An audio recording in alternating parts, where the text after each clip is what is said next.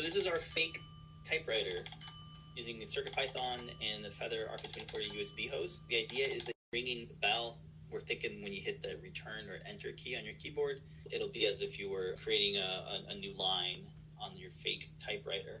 And so the enclosure design is of course 3D printed. There's some demo code that I quickly put together.